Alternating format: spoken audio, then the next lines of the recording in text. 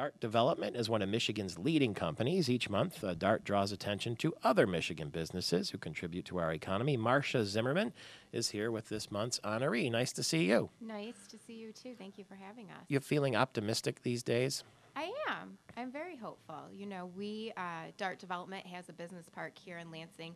We have another in Wixom, Michigan as well, and we're really seeing things take off. Yeah.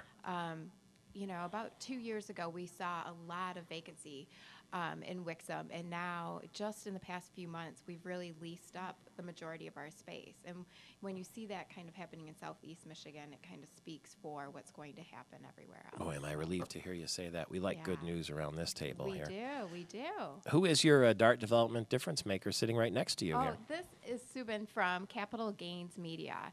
Capital Gains is an online publication, and their news stories feature businesses that are growing, successful stories that are happening right here in the Lansing region. And I'll let Suban explain a little bit more about their publication. Suban Cooley, managing editor of Capital Gains. Nice to see you. Nice to see you also. It can't all be good news, can it? You know, I guess what I should say is that rather than focusing on the good news, what we focus is on growth, innovation, entrepreneurship, just the development that is actually happening rather than focusing on what's not.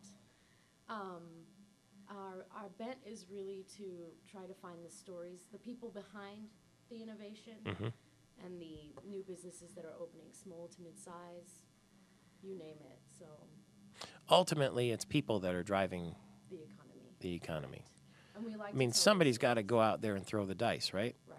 And those are the people you like to meet. Correct. Because they put everything on the line. Yeah, it's the people who are taking the chance, you know, opening up a new business, trying an innovative project. Like, for example, there are extremely innovative things like the Frib that are happening at MSU.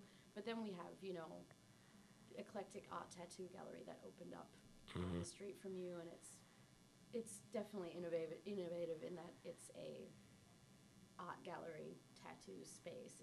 It's just fun to see that sort of misuse. You know, it's always one of the saddest things I ever see is when you drive past a business that clearly has closed down and you see the sign out front.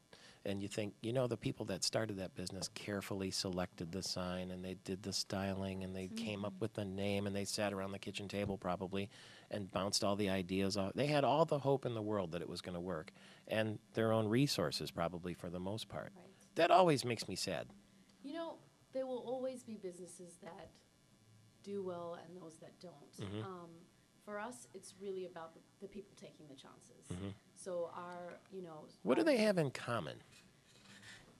I guess they're very hopeful, they're excited, which isn't uncommon, but there's also drive and commitment to the area.